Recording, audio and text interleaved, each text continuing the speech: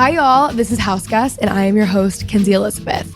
Think a Gen Z wannabe Martha Stewart meets Dolly Parton trying to live in a Nancy Meyers movie in her 20s. We talk all about life, relationships, navigating your 20s, closing out the bars, or waking up at 5 a.m. depending on our vibe that week. Ultimately, living our best lives and figuring it out along the way. So come hang out. Sometimes I have guests on who do really cool things, some of my best friends, or it's just me and my house that I spend way too much time in. So let's get into the show. Hi y'all, welcome back to the show. If you are watching on YouTube, you would see that I am in what I have deemed as my summer uniform, otherwise known as overalls, a bikini from Frankie's. These overalls, by the way, are freeable. They're the best. I have them on my LTK, and a baseball cap.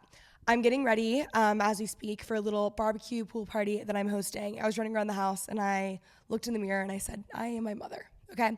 Wearing exactly what she wore when I was a child and stressing out about rooms that aren't even gonna be seen by my guest. Like, what's the point? Why do we do that, you know? Update on summer. As you guys know, this is my Eat, Pray, Love summer. I am making this summer the best thing possible. I do wanna say that I watched about half of the Eat, Pray, Love movie so far because I do keep saying that. Haven't seen the movie since 2008, you know? So I watched the first half. I'm not fully done, but I will say I do feel as though it aligns with me, except for the fact that she's traveling solo. I'm trying to travel with friends. Other than that, you know, technically, no, I'm not going through a divorce, but I don't know, I do feel aligned with the movie. So that is good because I have told like pins of hundreds of thousands of people that this is my Eat, Pray, Love summer. And can you imagine if that would have ended up being like a really embarrassing thing, you know? Anyways, today's episode, we have Sophia with an F on Sophia Franklyn. Let me tell you a little bit about Sophia. She is the coolest, nicest, most fun girl ever. She's so warm. She's so friendly. I just loved her. Like, I left the recording and I was texting all my friends and I'm like, I am obsessed with her. She had DM'd me randomly like a couple weeks before saying she'd love to come on the show. And I was like, Sophia, we would love to have you. Okay, come on over. I'll be in New York in a couple of weeks. And that's how this happened. We are going into her breakup. Now she's really just, doing the work these days, okay? And I think it's a really good episode. I think you guys are really gonna enjoy it. It's kind of Sophia in a way that you don't always see her. And I just adore that girl. Like, I think she's the coolest, most amazing girl ever. So we have her on the show. As always, make sure that you guys are watching on YouTube. Subscribe to our YouTube channel. We film every single episode. And also the setups are cute. Like right now, if you guys are watching this, it's cute, okay? Just know that you guys are really missing out on some visuals. I'm a visual learner. I need a visual podcast. You know what I mean? Speaking of YouTube, I have really also been amping up my weekly vlogs. My YouTube videos have actually never been better. I did take a little bit of a break and I'm back and I'm better than ever. Turns out all I needed to do was get new font and new music, okay? Who knew? Apparently not me, clearly. But I feel like I'm like reviving it, the YouTube channel. You know, so if you guys need some good like YouTube vlogs, I highly recommend. I have to go right now because I need to go grill. I need to go blast Megan Roney's new album. And I need to have an Aperol Spritz in hand. Also, guys, I discovered adaptogens this week, like non-alcoholic wine with adaptogens. Best thing ever. Literally best thing ever. No alcohol, no hangover. You're just happy. Amazing. Obsessed. Like, that is all I need is a non-alcoholic adaptogen wine or an Aperol Spritz and I'll be having both today. So follow us on Instagram, subscribe, leave a nice review. Love y'all. And let's get Sophia onto the show. Amazing. Okay. So how are you? We're both feeling a little bit tired. Yeah. I also drink, I had like a huge beer, like those one, and I was walking around. I went to a soccer game, walking around with it in a paper bag. And I was like, this is fucking crazy. Like, what? Like, it was not necessary. So I'm a little bit tired. Yeah. Beer will make me, I turn into like a blowfish. I love beer, but it's like I'm literally the blowfish and it'll last for 3 days. And your face will get swollen. Yeah. I noticed my face is getting so swollen when I've been traveling. Yeah. But it's only happened in the past few months. No, it happened to me. There was a switch one day and I'll never forget it because I was flying into New York and I had like some sort of photo shoot and I got the photos back like a month later. And I remember thinking like, I'm so lucky that I'm not one of those people who like swells when they travel. Like I remember having that thought prior. And then this is years later, I got the photos back and I was like, oh, so that's how I discovered ice rollers. Those, have you ever put your face in like a bowl of ice water? Yes. That shit's gnarly. That's what I should have done today, waking up. I think you look perfect. Well, thank you. I guess I wouldn't know exactly what to compare it to. It's just more of like a mental. I think it is too. Like I'm like, the bags under my eyes today are so fucking bad. And then I'll like look back and be like, hey, it wasn't that crazy. No, it's a mental thing. You don't actually look any different. You just feel different. It's so crazy. Yeah. Okay, so I loved your episode on your breakup. You were very honest. Yes. I feel like you're heading in a really good direction. Like, how are you feeling now? Thank you. I really appreciate that. I feel that was the third time that I recorded. I tried to record, I was just making that joke in this studio talking about my breakup, and I was completely disassociated. I started crying. It's like, this is like really cute, but I feel like I'm in a really good place. And I think when I talk about my breakup, it's not just like, oh, like I am gonna miss this person. The breakup was way bigger than that, you know? Like it encompassed Let's go into that. Because I feel like you're trying to like make some changes. Big changes. Big changes. I'm currently, not to make everything about me, but I'm currently deciding that my entire life is going to be different by August 31st. Oh, August 31st. I have a deadline. I'm really excited. And things are coming into place. So I'm on a similar like wave. Right. My entire life is going to be completely different July 31st. Oh, okay. Amazing. So just so you know. Okay, good. I like that. I like that. I mean, I could honestly do June 31st. I could do yesterday. Oh, okay. I could literally do yesterday. I'm 31. So I'm navigating my 30s. I have been a serial monogamist. And I'm laughing when I say that because I've also been very shady in my relationships. And all the dudes and like incels on the internet fucking love that about me. They're like, you're a cheating whore. Like, I hate you. But I've always been in a relationship. Always. I think I've been single for 6 months total since like high school. Wow. Are you just afraid of being alone? Yes. Yeah. Big time. And just being alone, and then you have to like sit with your thoughts. Like, I don't think people realize how they use like relationships or boyfriends or girlfriends as like distractions or just as like a comfort mechanism. That's what I was doing, like back to back to back. So what are you going to try to stay single? Yes. Okay, what's the plan? It's Operation Stay Single. Okay, good. Like, that's what we're doing. How do I plan to really follow through with that? I just haven't even been going on dates. Like, there was this really hot guy that, like, came to New York, and I wanted to go on a date so bad. And I was like, what are you doing? Like, no, we're not going on dates, and we're putting in the work. Okay, so what work are you putting in? Like, what are you doing in Operation Stay Single? I know you talked a lot about like self-sabotaging, and I feel like you're just recognizing patterns. Like, what are you doing? I'm not numbing myself every time I get an uncomfortable feeling. Do I do that 10 times out of 10? Like, am I just killing it? No, it's gonna be like I'm a work in progress. But whether it was like alcohol or reaching out to whatever guy or, you know, flying my mom in to come stay with me. Like, there's always been like this little crutch, right, that I rely on. And I'm trying really, really hard to be more aware of it and more conscious and to allow myself to feel, which is kind of like a crazy concept. I'm 31 and I'm like, I'm going to allow myself to have feelings. Whoa. That's so normal though. Like, that's a really normal response. You think? Yeah, because who wants to sit there with their thoughts and their feelings? No one. You know, unfortunately, you really don't have an option. You have to. You really like. Well, you don't necessarily. I mean, you don't have to, I guess, if you don't want a healthy relationship. Right. That's true. Or if you just, happy you know, life. If you what? Or a happy life. Happy life. I feel like if you keep, if you're happy, then you're good. No, I feel like if you keep numbing it, and we all numb things in different ways. It could be sex, alcohol, drugs, relationships, work. Like, I think I numb things more with work. Yeah. There's so many ways to do it. And you're constantly, like, cannot tell you the amount of times that I've avoided, like, sitting with their thoughts and be like, that's not what you want to do. But I think in order to have the life that you truly want, you have to do that. You have to do it. Yeah. And I'm just happy that I decided to do it now because people will go their entire lives without doing it. But Yeah, I will also use work as like a big numbing distraction agent, but there's like, it's this thing of constantly being in motion.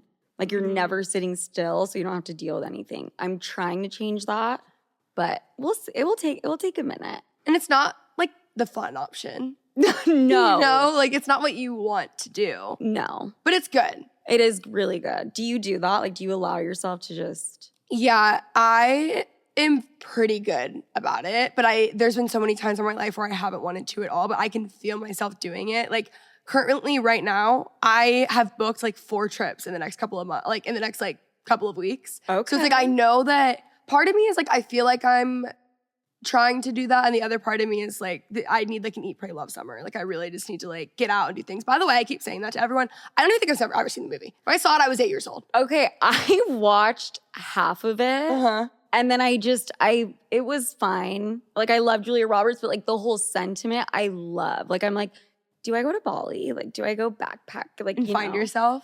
And then I'm like, that's like a lot of work. Like I could really just sit in my apartment and do it too. Yeah. But I want to do the eat, pray, love way more. Yeah, but then if you're like in Bali, stuck with your own thoughts by yourself, like but that's like almost worse. I would be at the first rave and like meeting up with anyone I knew who was there. Like, no, what am I talking about? I can't be trusted. Yeah. I couldn't be trusted doing an eat, pray, love trip. Yeah. Like Julia Roberts was like really working on herself in Italy. I would be at the bar, posting on my story, hi, who's in Italy? Let's meet up. Let's go on the whatever dating app in like 3 seconds. Yeah. I've really come so far. I'm like saying the opposite of everything I just preached about. How do you feel you personally self-sabotage? I mean, the things are limitless. Self-sabotage, I think that's one area I've gotten a lot better about. I think in the past, the self-sabotage, I guess it's kind of the same coping mechanisms that we were just talking about. I think partying, like just going out, making sure you're like have a drink in your hand and like letting loose, which is not a bad thing, you know? But I think I was doing it like 5 nights a week, and you don't wake up feeling that great also when you're doing that shit. Work, do I self-sabotage in work? I will sometimes get very avoidant with work, which sounds like it's the opposite, like you would drown yourself in work, but I have no middle ground. It's like 100, I'm all in working 10-hour days, or I'm like completely hiding from my phone. Do you ever hide from your social media or no? I've never been the friend that's like a horrible texter, but I'm becoming that. Or sometimes I get DM, like even just, I think it's the idea that everyone has access to you. And I mean just even people in my like personal life, that everyone has access to you 24/7. Like we were not created for that. So every couple of months I'll get very, like it makes me very anxious. I don't like that at all. Right. Unless it's like a boy that I have a crush on, and then I'm like, by all means, you know? But by all means reach out. Yeah, I'm like, please call, text, do whatever you want. Right. But like other people, it's just, that's not like, that isn't, I need like separate ringtones for like the boy I have a crush on, and then like the people who are just reaching out for. Oh my God, that's brilliant. That's what I need to do. Also, that something just occurred to me. When I have a crush on a guy, I will post up a story. There is nothing that will make me post more, which my team is always begging me, like, can you please like put yourself out there more and post more, which I'm also working on that too. But if I like a guy and he starts following me, there will be 30 posts up. I'm the exact same way. They're like the biggest motivator for work. No, they really are. A crush, like you wake up in the morning and there's just a little bit more pep in your step. Totally. You're a little bit happier. Like there's just something in the air when you have a crush. Totally. And then it's so beneficial for your work. It's so beneficial, and you want to look fucking hot, and you want to be putting yourself out there, you know? Yeah. Damn. It's actually amazing. Fuck. Do you feel like you self-sabotage in the kinds of partners you choose? Ooh, that's deep. I want to say 100%. I choose men typically who will let me do whatever the fuck I want and get away with whatever the fuck I want. So then it's like convenient for me, but that's not a healthy relationship whatsoever, you know? So I think in that way, yeah. Do you do that? 1000%. Oh, you do? I maybe invented that, actually. Oh, really? I absolutely. Oh my God.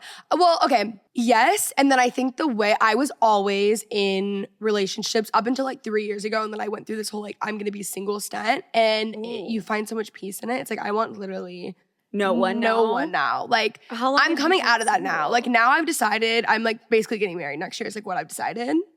So I've gone from like one side to the other extreme, but I was always either in a relationship or I was like talking to someone. There was always someone around for like years and years, like from high school on.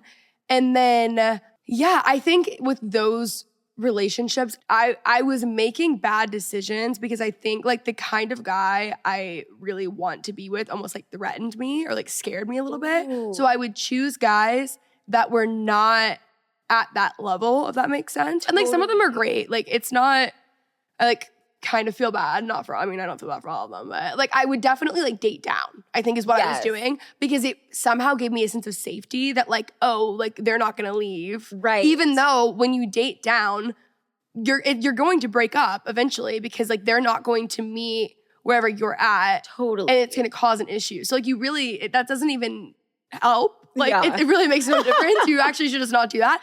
I think I sabotage like crazy. And then I would say like up until recently, I would just like count myself out of it. Like even if friends were like trying to set me up with someone that would make sense. And like, I was just so like, I want nothing to do with it. Right. Yeah. I was very scarred, I think. Yeah. You know? Scarred from just like relationships or just past trauma. All of You're like it. all the above. All the above. Yeah. But All I the think, above. I think with that, it was, I think probably all the above, but like more relationships. Yeah. Well, and the other thing about dating someone who you know is like not on the same playing field that you want them to be on is you lose respect for that person, and respect in a relationship is so fucking major. I think it's like the number one thing, and I lose respect every single time. And you end up hating their guts, and it's like you walk in the room, and I want to like punch you in the face. Like I want nothing to do with you, and I get you the ick. That's another thing too. This is like the worst trait about me. Okay. In my previous years. Okay, not currently. I would just like push past an ick. Like why was I doing that? Oh my God. I would like convince myself, like I would almost like make a decision that I'm gonna date someone. And by the time I'd made the decision, like you couldn't change your mind. Yeah. Like that was just kind of it. Right. And I would see the craziest icks and I would like gaslight myself and think like that's not true. I would look the other way. I would just ignore it. Like my blinders were on, the icks were coming, like left and right. They were so crazy. And I would just ignore it. Like I always say that to my friends. I'm like, I cannot believe that you let me do that. And they're like, what else are we supposed to do? Wait, I want to know an example. By the way, we are the same human being. I have a good example for you. Okay. A guy that I dated a couple years ago. We actually were like, it was a pretty substantial relationship. Told me that him and his ex-girlfriend had a joint Facebook profile. Bye. And I still dated him. I actually like, I'm like, did I hate myself? Right. That is, talk about a red flag. No, I mean, that is so embarrassing. Like, I remembered that. Do you ever like just try to forget every single thing that's ever possibly happened to you? And then it'll randomly come up one day, like when you're doing the dishes and you're at the sink and it's like, I physically tense up. I remembered that out of nowhere. And I'm like, oh. The joint Facebook page. That one, yeah, that's pretty wild. But I am the exact same way in the sense that I always make this joke. Anyone can date me.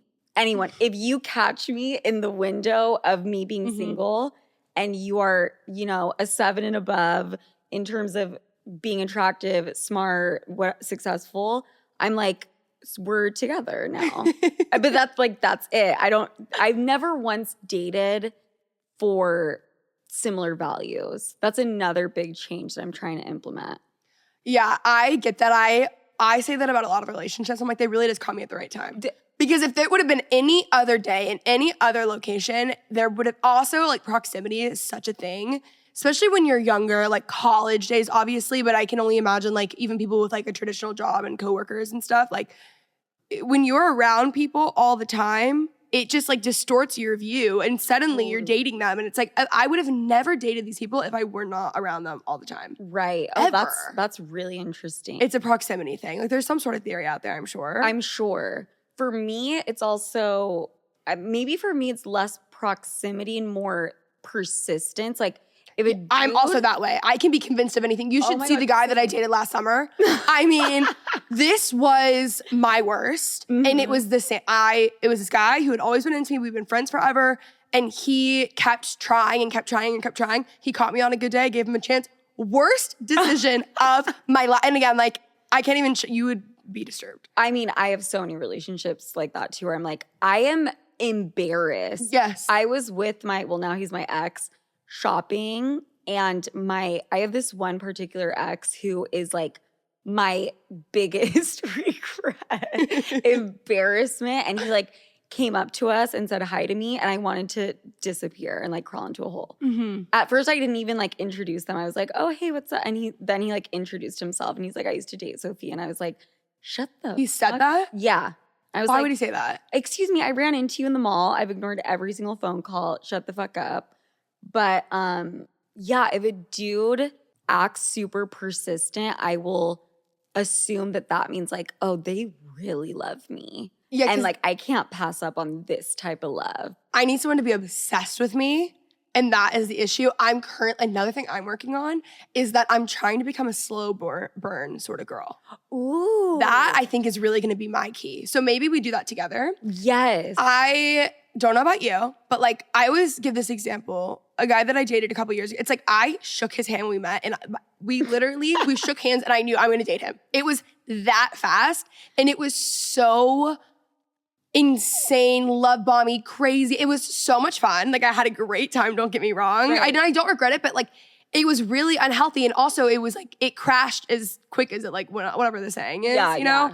Like it crashed and burned pretty quickly. Yeah. And I'm trying, because now, even when I'm with people and I like was saying something, I'm like, when I'm around this person, like I actually like calms my nervous system. I actually like feel good. I feel safe. But then I think I don't like them, because with other people, I'm like, all of a sudden I'm in love. I'm like in love. I'm obsessed. I'm anxious. I'm like thinking about it. I'm trying. For whatever reason, I associate like having feelings with someone, not even for whatever reasons, because that's what I've done. Yeah. Like I associate having feelings for someone with the crazy highs and lows. Right. And now I'm trying to be like, oh my God, it can be a slow burn. Not necessarily in the sense, I don't think that works if you're like going on dates and it's a person that you like. I don't think that's.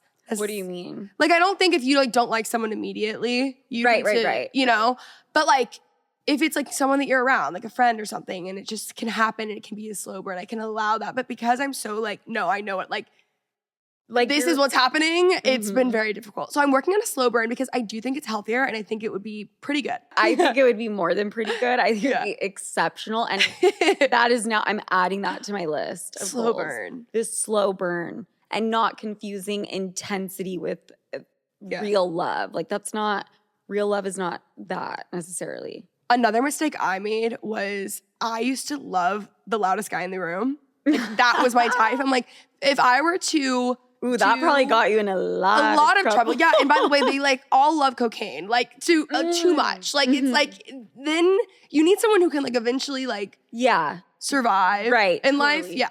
So if I were right now to do like a Law and Order, like SVU, corkboard, put every single guy up that I've ever dated, and you tried to like connect the dots in any way, shape, or form. Cocaine. No, actually.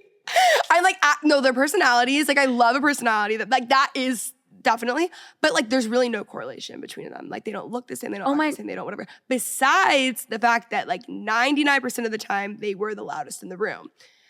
For whatever reason, I associated that with confidence. Nope. Ooh. I was so. I couldn't have been more wrong. It's the most insecure guy is the loudest guy in the room. You need someone who can talk to anyone. Like that's what I want. I think that's what I got confused. But I was like, oh my God, he's like so loud and so funny. He's the life of the party. And I thought that meant they were really like secure and confident for whatever reason. And they are they're overcompensating for something. Mm-hmm. You've really thought a lot about like your whole life, relationships. You're very intuitive. That's a really smart observation. No, and honestly, at some point when you just keep making these mistakes, you've got to like figure it out somehow. And I was just really deep in thought, and my friends were like, Kenzie, it's because they're so insecure. But for whatever, and I was like, I really want a confident guy. And they're like, why are you dating the least? Yeah. But I was like, oh my God, I'm having so much fun. Right. I like just imagine you on the first date being like, okay, have you ever done coke before? Okay, so you like coke, but like how much do you love Yeah, it? but like Scale from what 1 to level 10. are we at? Like, have you like grown out of it? Like, how were we? Right. I needed to grow up, I think. And I needed to like graduate the types of people that I was dating, you know? Yes. I took notes on your breakup episode on Oh my things. God. More specific, just things that I felt like we really needed to dive into. Okay, let's do it. Okay, you were talking about, a burnout too, and a little bit of an emotional shift. With your burnout was more so emotional, right? It was definitely work, but I also think that with the type of work we both do, it's a very personal, emotional thing, right? Yeah, I don't know if especially it's, when you're sharing your life online. Are there things that you've posted online that you regret sharing? I try to not think that way. The breakup episode, for example, when I put that out, there was this big part of me that was like, you're being so vulnerable and so open and you're crying on camera. You are giving off this I'm a messy ass hoe vibe. And like, do you want to be portraying yourself that way? And then I'm like, well, but you're being vulnerable and real. Like, that's a power in itself. But I still have days like when I'm feeling messy where I'm like, oh, okay, because you are a messy bitch. Like, we don't need to put that out into the universe. So like, I definitely, there's like these mental back and forth things that I battle with. Yeah, I get that. I feel the same way. I also think that the things like how vulnerable that episode is, like that episode helps way more people than just a normal like day-to-day episode. Thank you.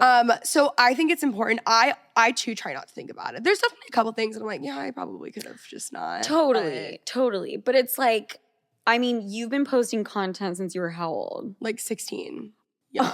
Yeah. Okay, Like I'm 10 years. Yeah. That's crazy. And who you were when you were 16, you can't. That's what's hard is that like I don't like sharing an opinion and then being held to that even 6 months later. Like I don't like that at all. No. Like and that's like quite literally what I do. That's like my job. You know? I put out an episode last week about how I'm only dressing like Charlotte York vibes. That was that is, you can see right there how I'm like, all right, we got to cancel this messy bitch persona. Okay, now we're just doing pearls and like quiet luxury. And then the episode that's gonna come out this week, I'm like wearing fucking sweats and I'm like, everything I said last week, null and void. Yeah, actually, like, it's just not. It's like when you make plans and you're in a good mood, and then the next week you have the plans and you have to go. Yeah. You know? Yes. It's like maybe we should just start loosening up a little bit. Totally. Not so all or nothing. The all or nothing thinking. The all or nothing is really, I'm so extreme in everything.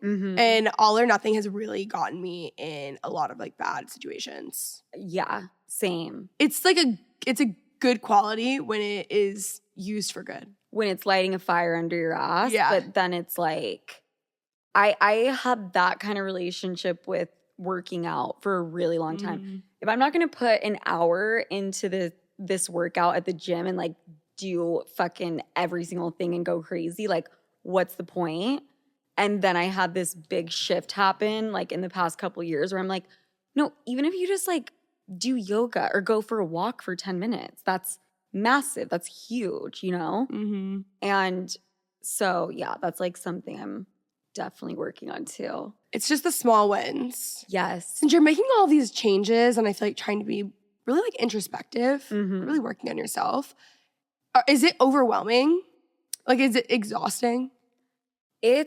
I've always been very introspective. Like, my mom had me in therapy from when I was in diapers. Yes. Like, I remember playing with the fucking sandbox. Yeah. So I've always been very introspective and very in tune with feelings. I think it was actually more exhausting to not be aware and making the changes. That was really what was taking a toll, is to be like disconnected. And even though it's difficult, right, to sit with the feelings and be like, okay, so we're going to really like just open Pandora's box and figure out like why you are the way you are. When I wasn't doing that and just working and functioning from a place of, okay, we got to just get like this amount of content out and we got to get bigger and better and more successful and da-da-da. that was exhausting. Like, that's what caused the burnout. Yeah. It's like the Instagram memes that are everywhere that's like, choose your hard. You know, that's literally what you're saying. Like, that's what it is. Totally. And I think like I was just operating from this kind of superficial at the end of the day place. Get the money, look hot, have everyone like you. That shit is fucking exhausting. And that's really what I think caused the burnout. How do you shift from that though? Especially when you're surrounded in it in this world. I am only doing things that I feel align with who I am as a person, even if that means I'm not going to get as many likes or I'm not going to get the next big contract deal. Like, I'm no longer just working to be rich and whatever else. It's rich, hot, famous. Hot, famous. Like, I am all those things. Yeah, you're like, I don't even need to do that anyway, so we're good. Yeah, I actually got that down. But no, I'm like, I need to have a purpose and it needs to feel good what I'm doing. And I want to be able to go to bed at night and be like, this aligned with who you are and what you really want. Yeah. How am I putting that into action?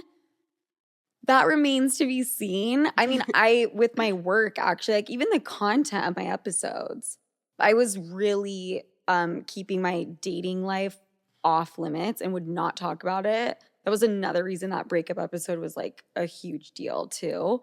I'm just like ready to be 100% transparent and vulnerable. How did you keep that offline for so long? Baby hard. girl. Every dude I've dated has hated me for that. Have you ever ran into that issue? Or do you always just post the guys you date? No, because I've never dated someone long enough and not posted them to where it would raise any like suspicions. Got it. So I haven't run into that issue. But I also do think it's a little, I understand from their perspective because I can imagine they feel like maybe you aren't like proud of them or something. But I also think there's a side that's a little weird of like, why do you want to be posted so much? 100%. 100%. And it's hard to know, right? Yeah, like what are your guidelines? Are you going to post when you're walking down the aisle? I have to. Yeah. You know? Like I think No, I think that's a good idea. That's I was like, no, like what's the plan? Content strategy, like it'll be great. Thank you.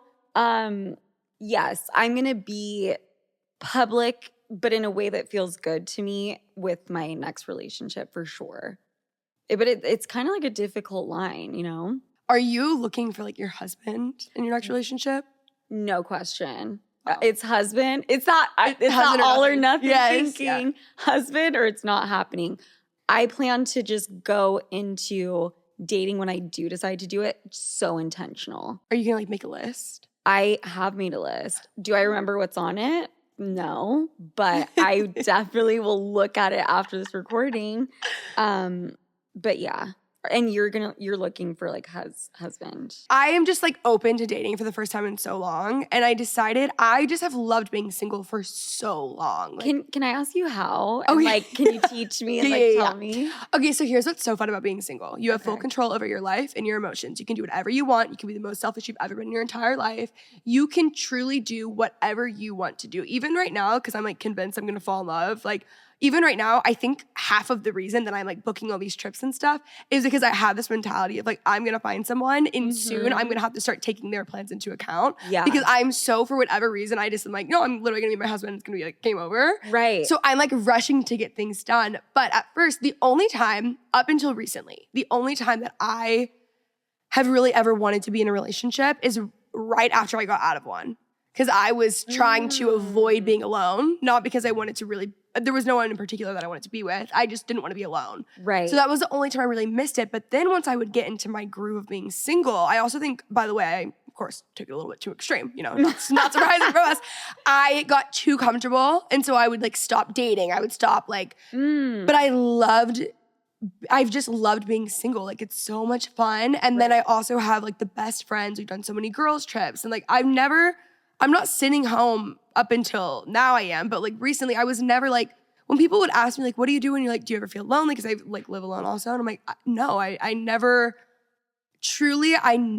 it was maybe one day a year that I would feel lonely, like, and maybe hungover on a Sunday like everyone else. You know what I mean? Like, which is a really normal thing. Totally. But then I just woke up. I don't know how to describe it. I just like woke up one day and I was You're like, I love this shit. Yes. But now I woke up and I'm like, wait, I actually like do want someone. Like I want to like build a life with someone. I want to like do other things. I'm ready for that like chapter of my life. But it truly was just like, well, honestly, it's like, yes, I woke up, but I was also around friends of mine that are married that I love. And it made me think like, oh, I actually want that. Yeah. And yeah, I just made like a crazy shift. And then I literally made a mental shift. And then all of a sudden things just started happening. It was crazy. I didn't even like say anything to anyone. I didn't reach out to anyone. I didn't like nothing. And literally like out of nowhere, I wasn't even seeing these people in person. So you're saying like when you did this shift, like all of a sudden dudes started to like, come out of the woodwork type thing. And it was like only the guys that I would have been interested in too. Right. And I'm like, how did you even like figure that out? It was so weird. I totally believe that. I'm a huge believer in what you put out into the universe and manifesting and stuff. And like if you're putting out that vibe, like it will come back to you. Yeah. So maybe I should stop crying on camera and being a messy bitch. No, you should keep that up. Thank you. Okay, thank you. Yeah. I'm going to. Another thing that's good with being single, this is like the thing I say to everyone. I really think that hobbies, it sounds so stupid, but I think that hobbies are the cure for everything. Because once you start doing hobbies, it's especially solo, and you're building a life for yourself that you like to live, and you're able to like actually spend time alone, it really helps that. And it builds confidence because you're making promises to yourself and keeping them. It is the best thing. Like hobbies actually are like what cured everything. I think what you just said, the confidence building that happens when you're alone, that's a huge thing that I'm recognizing because I would just, if I was feeling bad about something, call my boyfriend. Hey, this happened. And then have him be like, reaffirm and make me feel better about everything. And then I would be like, okay, that was comforting. But you don't learn to self-soothe. And that's where the real, or self-validate. And that's where like the real confidence and self-esteem comes from. It's so interesting that you said the self-soothing thing because I'm the same. I was raised in therapy. Like I've been in therapy pretty much my whole life. And I really only learned how to self-soothe in the past like 3 years of being single. Because I would always do the same thing. Even now, I'll catch myself calling friends. And sometimes that's good. Right. But there are other times where I'm like, Kenzie, you can handle this. Like, you need to figure it out. You're going to be fine. Also, like, I'm the queen of feeling some type of way, being really upset about something for an hour. But unfortunately for me, in that hour, I actually called 7 people on my call log. So now, after an hour, when I don't care about it anymore, unfortunately, I've allowed 7 people in my inner circle to be involved. And so now it's like a bigger deal than it ever needed to be. Totally. I'm noticing this thing where I'm starting to treat my friends like boyfriends and I'm having to like check myself. Like, no, you don't need to call your friend because like you had this slightest inconvenience. Like that's some shit you do with your boyfriend, you know? Yeah. I'm like, this is your friend. They don't like, they're not that involved that you have to call them and be like, oh my God, like this person at like the nail salon. We had like a awkward interaction. You don't even need to talk about it. But you and I, because like we've done the whole therapy thing, diarrhea of the mouth. Oh my God. I want to scream the slightest inconvenience from the rooftop. And I am like, Kenzie, shut up. Yes. Please. Yes. Are you an overshare? I mean, obviously online, but like in your personal life. Big. Yeah, same. I will tell anyone anything they need to know. Totally. Start to finish. Like if you have any questions, any details, any minor things that you maybe thought I left out, I'll give it to you. I noticed that I was doing that to a point where some people were kind of like, you didn't need to like lay all of that out. And I realized that it was also kind of like a people-pleasing thing.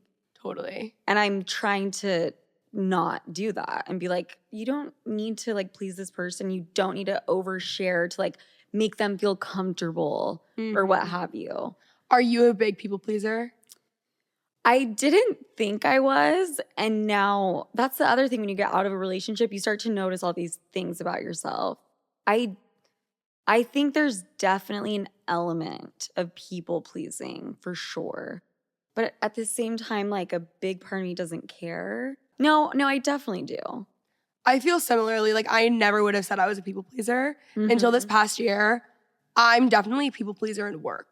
Like I see it in that area. Totally. I also grew up with so many siblings though. So like if someone's upset about something, it's like, all right, that's on you. Like, you don't really have that. Like, when you grow up in a huge family, like, you don't really have that luxury of everyone's feelings being tended to and like validated. Right. So like if it's a situation, like I'm not like in a friend group trying to make sure everyone's happy. I'm like, if you can't figure that out on your own, like. That's a great quality to have, by the way. I was an only child till I was 11. Wow. And then my brother came around. Mm-hmm. My brother came around. Like, what? He just stopped by the house.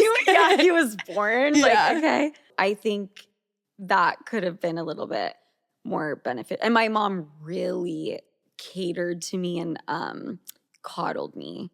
And it was like, I think it's like that single mom thing too, you know? And she like kind of had guilt. So not to blame everything on the parents, on the, you know, the upbringing in your childhood. But my mom actually told me something the other day that she saw this TikTok. She's like the biggest TikTok fanatic ever.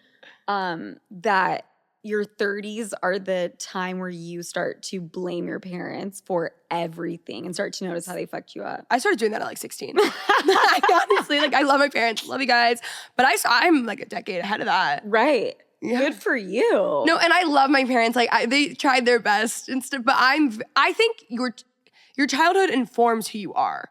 Yes. Regardless. And everyone is doing their best, but like no one is perfect. There's no one who's gonna come out unscathed. Sorry. No. Yeah, there's no such thing as perfect parenting. Like, it's your parents' first time on the planet too. Yeah. And they're doing their best. And so I'm like, yes, I have a trauma from my upbringing, but it's like, I don't think anyone comes out unscathed. Like, there's always something, you know? Another thing I was gonna say about being single that I forgot. When you create this life that you really love, then your standards are so high because you don't want to let someone come in and mess up your life. I once heard it said of like, don't add someone to your life. Don't date someone unless they make your already amazing life even more amazing. So I feel like when I was dating, or like, you know, when you're like hungover, and like I always made the worst decisions in dating when I was just like hungover in bed. Like, that, if you are hungover in bed, if you're listening to this and you're hungover in bed and you're thinking about texting, I'm like, throw your phone off a cliff. Throw your phone out the window. I think I actually said that in my episode. And I actually think I know that because my ex ended up reaching out being like, yes, so like you were just like when you're hungover is like when you need me. And I didn't respond, but I was low-key like, yeah. Yeah, you heard that episode. You heard it? Yeah, did you need confirmation? Did I stutter? Yeah. Oh, it was in there. I kept it in for a reason. Yes, but I think like I was always making decisions from a bad place. So now I'm trying to make decisions from a better place. Yes. But I don't think anyone should really, I mean, I don't know, do whatever you want. But like, I'm not saying everyone should like do what I did. I really went so extreme, but I just like found so much inner peace. Like, I don't want to give that up. You know, now I'm like, that's out the window. Now you're like, I'm like, I'll book a flight tomorrow. Like, yeah. Yeah. Now I'm, you know, eat, pray, love. Things are different. Right. Things have really changed. You know what? You're like my inspo right now. Like, you're making me excited for this single. You're gonna have an amazing like single time. Yeah. What's your ideal timeline to get this stuff over with? You know? You're like, yeah, it's great, but I'm like done. Shit. My timeline for staying single or for doing the fucking work and healing? Both. That's a really good question. I think I need to be single for at least, I want to say a year, but I don't want to hold myself to that. I don't know. What do you think? Like, when do you think when you first became single, like when did you really see like big changes? I would say probably within 6 months that things were really different. But I was the same. Like, I was just like sick and tired of being sick and tired. Like, I was like, I keep getting myself in the exact same situations. I don't want to be experiencing this. I'm not happy. I don't feel good about anything. So I really changed so much from my life at that point. And I was having like my quarter life crisis as well. So I decided like I'm going to do it. It's going to suck and I'm going to like make myself just kind of like be alone and figure it out. And I would say 6 months in, but then I was doing like girls trips all the time. I was doing things like that. So like I wasn't alone. I just wasn't in a relationship, but I was using relationships as a band-aid. Like even the people that I was dating prior, like my longer relationship too, I'm like, I don't even think I actually look back and it's like, I know that I didn't even want to be with him deep down. Like at all. We were not right for each other. I knew there were so many things that were just like really off and sketchy, but I like made a decision that I was going to date them. And for whatever reason, I just felt like breaking up was not an option. Yep. And it was a lot easier. I felt at the time that it was easier to stay than it was to leave, which it is. But also like in the long term, if I was still with that person, it would have been a lot harder to have stayed. Well, and also that right there was another huge thing that contributed to my burnout, is being in a relationship that you know is wrong. Mm-hmm. That takes a fucking toll in its own way. At what point do you know a relationship is wrong? I'm going to be totally transparent. I knew from the day one. Yeah. You know, I met him when I was in another relationship. Yeah. Granted, I knew the relationship I was in was also wrong and not right. But I feel like I literally go into the relationship knowing, which is kind of crazy. Mm-hmm. You know? Yeah. So we're not doing that. We're not doing that in 6 months to a year from now.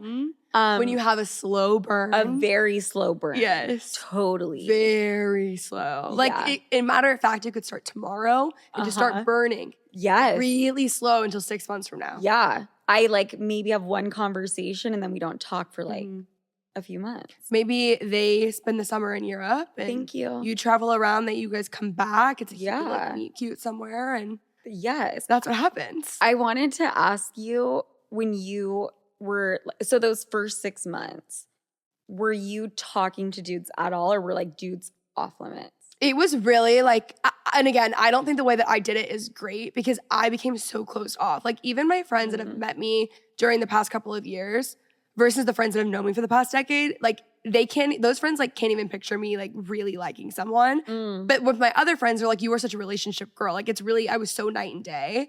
Yeah, like sometimes, but honestly, I haven't met someone. At that point, I hadn't met someone in so long that I was even like remotely interested in. There were a couple guys, but it wasn't anything to where like I was talking to a guy every single day. It was Got it. Few and far between. There'd be a couple. But honestly, like, had I met someone that I was interested in, I would have. But it was more the like the whole single thing would have gone out the fucking. Yeah, no, I actually would have been like, no, I'm sitting here with like a ring and a bump right now. You know, like things would have changed. But I really wasn't even entertaining it, honestly. But I wasn't open to it. So that's the thing. It's like you weren't open. No, and I feel like no one was going to come into my life that I would have really been interested in, and because I wasn't totally interested. Yeah, that's what I noticed. Like when the breakup first went down, I went through my Rolodex and I was like, hey, like I'm back, or like I'm here. And I was also trying to party a lot, which I mean, I think that comes with the first week to 2 to 3 weeks of a breakup, at least for me. 2 to 3 months. Actually, I'm still in it right now. Actually, I'm drunk right now. Yeah. It's like morning. Yeah, I think I was talking to all of these dudes and not necessarily like looking for a relationship, but then I found myself like, this isn't, no. Like, and then now I'm very closed off. Like, I've just ghosted, and I need to actually go on an apology tour to like a bunch of people. I'm not joking. Post breakup text. Yes. Yeah. To just all the dudes that I was blowing them up and making plans, and now it's like, did she die? But also even like with friends too, I did that a little bit. Yeah. Because when you're going through a breakup, like you get so like jittery. It's like an out of body experience. Like, I need to be here. And then all of a sudden, like it wears off, and then you're just back at home. Yeah. And you're like, I actually don't even want to look at anything that I've been texting. Yeah. Like, it's too much right now. I actually am not even interested in the slightest, unfortunately. I'm so sorry that we're here again. Right. I know I texted you last night and fucking sent you a selfie of me at the club. Right now, I'm anti-club. And then it will go like skyrocket back up. And that was last night when I was pro-club. And things have changed in the past 12 hours. And I didn't want to be held to who I was last night.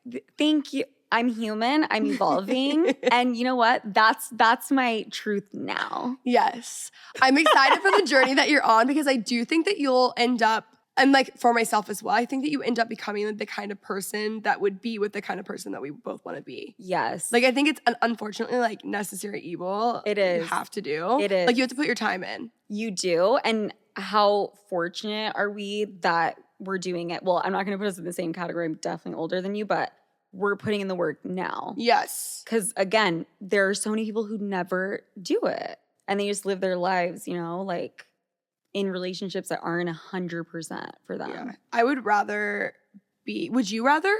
Okay.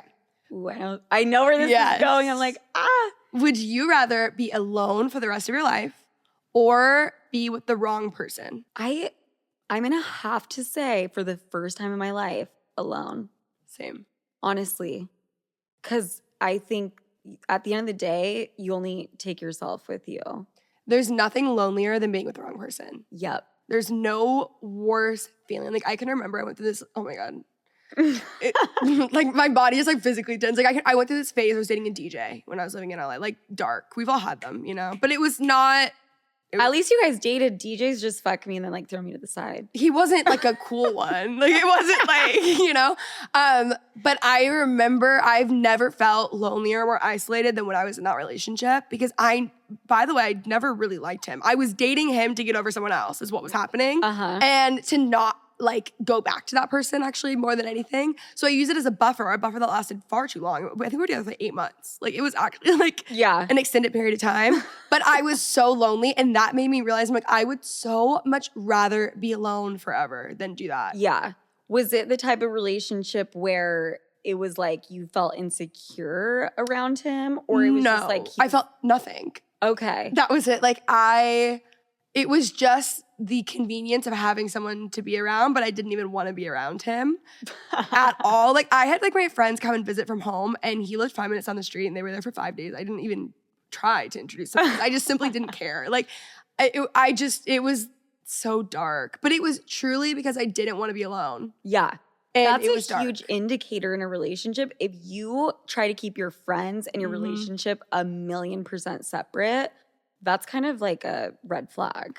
And it was the only time I've ever not posted someone that I was in a relationship with for more than 6 months. Like it was the only time I've ever not posted. And for me, that means that I don't like them. Yeah. That's what that means. Honestly, for me, it has a little bit of that too. Yeah. There's like a ratio in there somewhere. Yeah. It's like, I think if I knew someone was 100% my person, I think I'd be posting them, you know? It really might be an indicator. I think it is a big indicator. People who are so private too, sometimes I'm like, yeah, I think that there can be something to it. Totally. You know? I would not post them in large part because I was like, this is going to end and then I'm going to have to do the whole address it. Do your notes up. Yeah. And like make an announcement and I don't want to do that. So that's it. I think that is like a big indicator. But I will never be the person who's like constantly posting. You're not going to like do a joint Facebook group? No. I know that's more for your. I know that's like your domain. No, that's like my type apparently. Yeah, that's so dark. I'm glad that I felt comfortable enough to like share that because it's so embarrassing. Well, and on the flip side also, if a dude never posted me, I don't know. I don't think I would like that. I feel like if a guy doesn't post you, if a guy doesn't post you, he's cheating. If a girl doesn't post you, she just doesn't care about you. Period. That's what it is. Could not say it better myself. And there's no in between cheating or she doesn't like you in the slightest. And if she doesn't like you, she broke up with you 6 months ago in her head and just like getting around to it. Yes. You know? Yes. Okay, last question. What is the most amount of times you've had to break up with the same person? That one relationship I was talking about where he fucking came up to me at the mall. That I think we broke up 30 times. That was a really fun, tumultuous, fucking crazy ass relationship. And he was 17 years older than me. Wow. Honestly, yes, the guys who I was dating someone who was like over 10 years older than me, like seeing someone, and I thought it was going to be great because it was the worst. Also, there's a reason that a guy, and I will die on this hill. There's obviously exceptions to the rule, but there is a reason why someone is single at that point. Not even dating down. Like if you are 40, like there's a reason, unless obviously there's exceptions. And then dating down, I agree with you to a certain extent. I do think though sometimes dudes can like have a total shift, even like I in agree their with 40s, that actually. if they meet the right person. Yeah. But this guy, he had the mentality of a 21-year-old. Like, it was crazy. But I was also like in the worst fucking headspace. That's another thing I want to do is I will not be the most perfect, whole, zero trauma, 100% healed, ready to go person because that doesn't exist. So I'm not going to wait for that version of myself when I date someone, but I'm not going to date someone if I'm in the fucking shitter Trenches. And in a really bad headspace because you don't make decisions that are going to help you long term. Yeah. You know? Absolutely. I love how I've just been talking about me in the relationship. Like, I need this in the relationship, but you kind of have to. Yeah. You have to approach relationships like that. No, you definitely do. Yeah. I'm not going to apologize. No, why would you? I'm going to be selfish and fucking single. There you go. Selfish and single. And then 6 months to a year from now, you're going to have your slow burn relationship. He might even make an in-feed post. And you guys, the in-feed post will be you walking down the aisle. I totally agree. And you too. Yep. Well, actually, you'll be walking down the aisle August 31st, like around there. I think realistically, like I could do a ring by like next year. Like I honestly would date someone for a year and get engaged. Like I don't want to date. I don't want to date for 5 years. I have no interest in that, like at all. No, I already know how it's going to go down. It's just going to be this expedited thing. Like, yeah, that's how I feel too. Yeah. Yeah. Expedite shipping. Let's go. Yep. I completely, literally next day shipping, I'm done. Like, absolutely. Yeah. That's how it feels. I love it. I'm so excited for us. I oh my God, we're married. No, we're literally married. Let's look at dresses. So crazy. This is so exciting. You're wearing white. Oh my God. Here comes the bride. Thank you. And you're wearing white. Okay. Look, we're channeling it already. Us. Damn. We're in our bridal era. We are. Amazing. Okay, well, thank you so much for coming on the show. Loved having you. Thank you for having me. Where can they find you? It's Sophia with an F, Franklyn with a Y, and my podcast is Sophia with an F. And yeah, I'm on YouTube. I'm everywhere. And again, thank you. You're like, I like want to hang out. I know. I'm like, are we friends? Like, yeah. Like, are we getting drinks tonight? Yeah, is it a club night? It is. Yeah. After everything that we just said, actually, like we said, we don't want to be held to anything. So what we just said in this podcast, it's out the door. Yes. And then, tonight I'm going to be like, I don't know if I'm feeling the club. No. And then we'll go back on it. And then we'll go, again, but like you have to have room to evolve. We're young and fun. Thank you. Thank you so much. This is like so much fun. Thanks.